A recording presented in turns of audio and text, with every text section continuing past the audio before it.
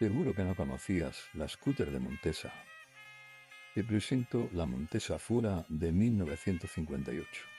Presentada en el Salón de Ginebra de aquel mismo año, fue diseñada por Leopoldo Mila, el creador de la Impala y la Cota 247.